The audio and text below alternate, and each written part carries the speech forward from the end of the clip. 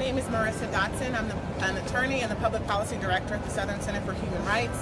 We stand with these legal advocates and experts today to ask that the constitutional right to counsel be preserved and that the mayor not infringe on poor people's constitutional right to counsel. The Southern Center has been committed to effective representation of people charged with crimes in Georgia for over 40 years. We have held state and local government actors responsible and accountable for upholding this constitutional right.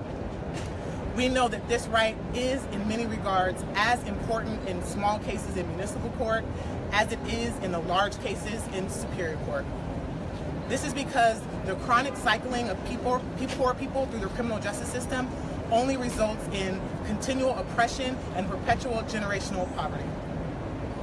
Since all offenses, minor offenses in Georgia are criminal, including traffic offenses, this means that people today are being arrested in this city for things like walking down the street after having a few drinks, taking small amounts of food, and going a few miles over the speed limit.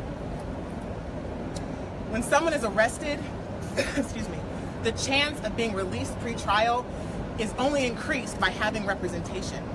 We know that this is critically important for people without means because the likelihood of being released on your own recognizance or having a bond amount that you can afford, you are 2.5 times more likely to have that happen if you are represented by counsel. Regardless of whether the person is arrested, the usual outcome of a violation in the city of Atlanta is the assessment of a fine or fee. This can significantly burden the lives of people without financial means. A lawyer like Rosalie, who will work tirelessly to have financial obligations waived, converted, or reduced, has a substantial impact on the lives of people with very little financial means. And while tens of thousands of people cycle through Atlanta's justice criminal system every year, the city is allowed to collect tens of millions of dollars in criminal financial obligations. Last year alone, the city of Atlanta collected $25 million in criminal financial obligations. The city is not the only party susceptible to predatory practices and needs to be held accountable for their actions due to the great financial incentives that are present.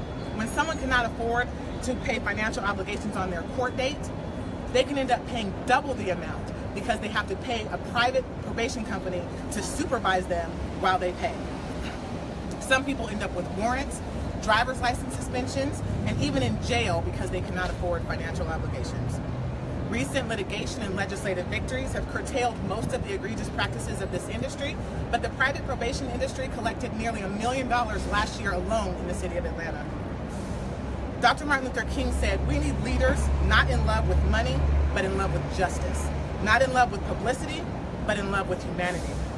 With so many profit motivations, the city needs a public defender like Rosalie Joy, who will hold it accountable and fervently and selflessly champion the rights of low-wealth people in Atlanta. The Constitution requires such representation, and all of us here gathered today demand it.